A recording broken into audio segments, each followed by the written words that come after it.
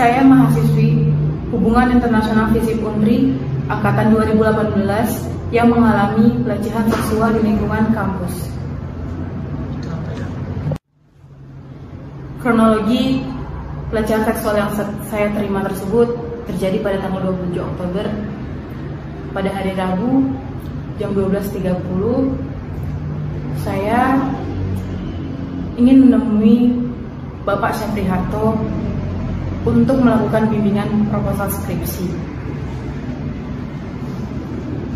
Saya melakukan bimbingan proposal skripsi di ruangan dekan FISIP Unri. Di dalam ruangan tersebut kami hanya berdua, tidak ada orang lain di dalam ruangan tersebut selain kami. Bapak Syafri Harto mengawali bimbingan proposal skripsi dengan menanyakan beberapa pertanyaan yang menuju kepada personal life saya, tentang pekerjaan, tentang kehidupan. Namun dalam percakapan tersebut, beberapa kali Pak Syafri Harto mengatakan kata-kata yang membuat saya tidak nyaman. Seperti ia mengatakan kata-kata I love you yang membuat saya merasa terkejut dan sangat-sangat tidak menerima perlakuan Bapak tersebut. Lalu setelah bimbingan proposal itu berjalan dengan lancar, saya hendak berpamitan dengan Bapak Syafri Harto.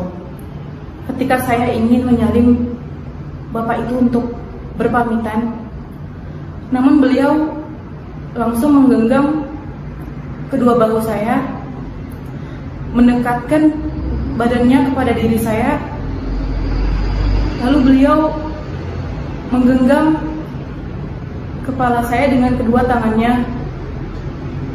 Setelah itu ia mencium pipi sebelah kiri saya dan mencium kening saya. Saya sangat merasa ketakutan dan saya langsung menundukkan kepala saya. Namun Bapak Syafri Harto segera mendongakkan kepala saya dan ia berkata, mana bibir, yang membuat saya sangat terasa terhina, membuat saya terasa terkejut, badan saya terasa lemas, saya ketakutan. Namun setelah saya mendorong Bapak Syafri Harto, ia mengatakan, ya udah kalau nggak mau. Saya langsung buru-buru meninggalkan ruangan dekan. Saya langsung meninggalkan kampus dengan keadaan yang sangat gemetar. Saya merasa ketakutan dan merasa sangat dilecehkan oleh Bapak Syafri Harto. Saya mengalami trauma yang sangat berat akan perlakuan yang tidak pantas yang dilakukan oleh Pak Syafri Harto kepada saya. Setelah pelecehan seksual yang saya terima tersebut, saya mencoba untuk menghubungi salah satu dosen hubungan internasional untuk mengadukan kasus ini. Saya meminta beliau untuk menemani saya untuk menemui ketua jurusan untuk melaporkan kasus ini dan agar bisa mengganti pembimbing proposal saya. Namun ketika hari saya hendak bertemu dengan ketua jurusan, ia menyuruh saya untuk bertemu dulu dengan dirinya sebelum menjumpai ketua jurusan. Walaupun saya sudah sampai ke rumah ketua jurusan, ia menyuruh saya berputar balik untuk menemui diri dia terlebih dahulu di sebuah kedai kopi.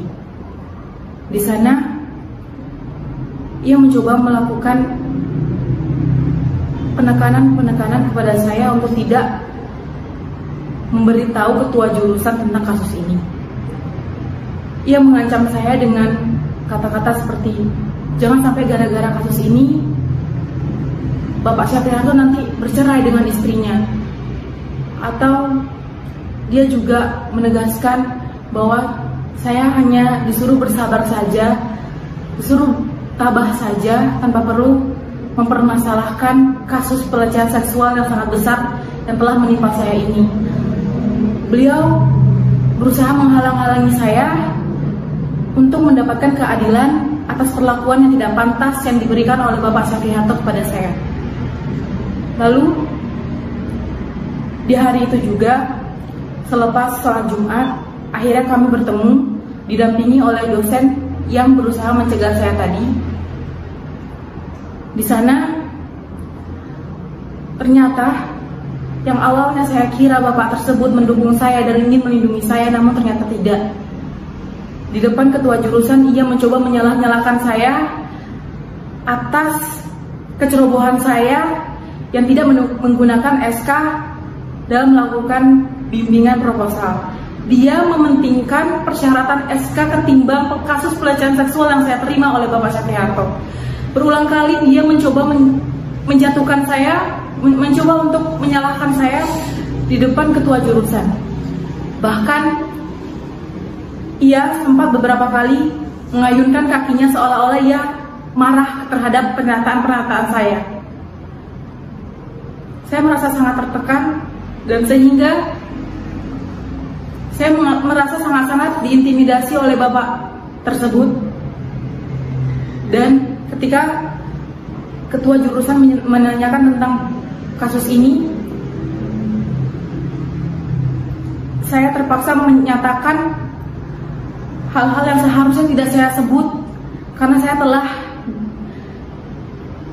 saya telah diintimidasi dan ditekan oleh Bapak tersebut untuk tidak speak up tentang ini.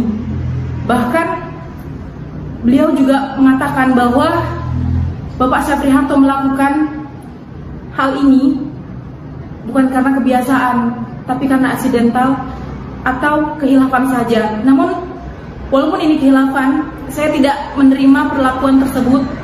Saya mengalami trauma yang besar dan saya ingin meminta pertanggungjawaban atas perilaku beliau yang tidak pantas terhadap saya. Ada beberapa statement yang mereka berdua katakan. Saya tidak mungkin kan menyebut kalau ini hanya dicium saja. Nah, dan mereka berdua tertawa akan hal itu di depan saya yang telah mengalami pelecehan seksual yang mereka sendiri tidak merasakan bagaimana sakitnya, bagaimana pedihnya merasa harga diri diinjak-injak oleh perlakuan tersebut. Sehingga saya merasa tidak ada perlindungan, tidak ada kepedulian dari pihak jurusan, dan ada beberapa pihak yang mencoba melindungi Bapak Syafri Harto tanpa mereka pedulikan tentang kasus ini. Bahkan setelah itu mereka mengatakan bahwa saya tidak boleh speak up, saya tidak boleh menceritakan hal ini kepada orang lain, cukup saya aja yang mengetahui ini. Itu yang saya terima setelah saya mencoba untuk mendapatkan perlindungan dan pengaduan kepada pihak jurusan.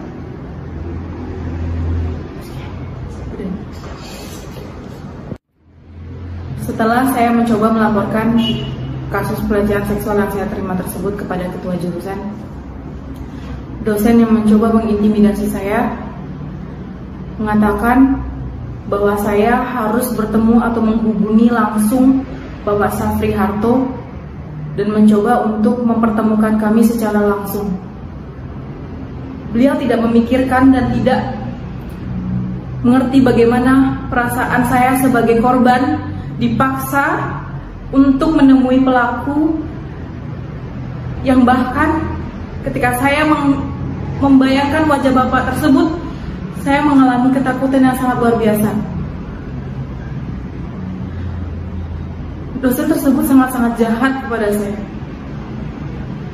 Dan setelah itu Bapak Syafri Harto mencoba menghubungi saya berkali-kali dengan nomor baru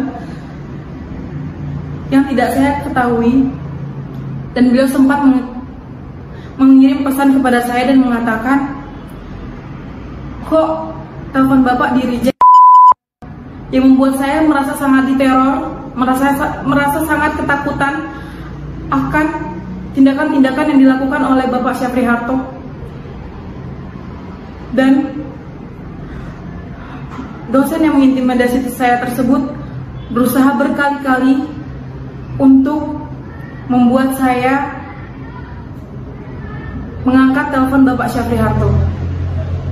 Lalu Bapak Syafri Harto mencoba menghubungi keluarga saya dengan pelantara, namun beliau berdalil dan mengatakan bahwa ia mencium saya hanya sebagai anak.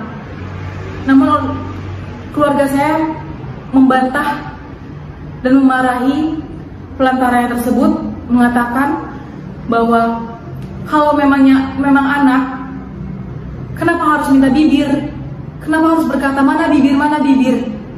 Apakah perlakuan orang tua kepada anak harus seperti itu?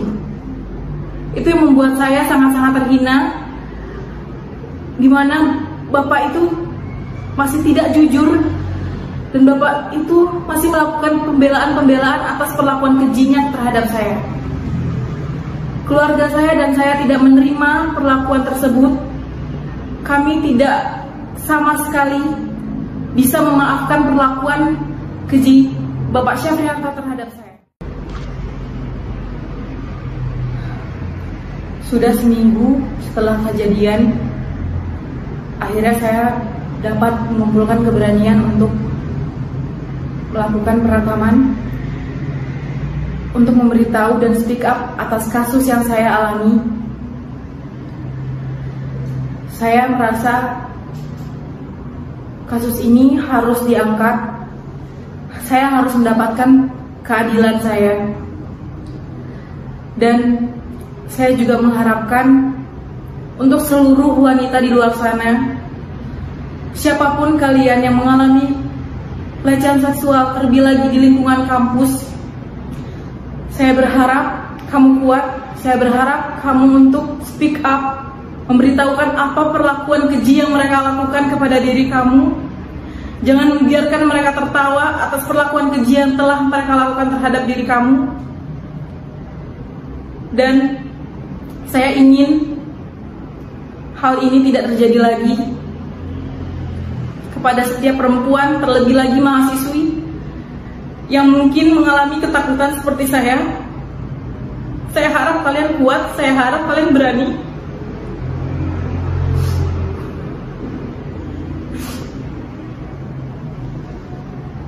Saya tidak ingin mereka dengan santainya melakukan pelecehan seksual dengan kita wanita yang tidak memiliki kekuatan untuk membalas. Saya harap saya mendapatkan keadilan dan pelaku dihukum seberat-beratnya, mendapatkan hukuman yang pantas atas perlakuan keji yang dia berikan terhadap saya.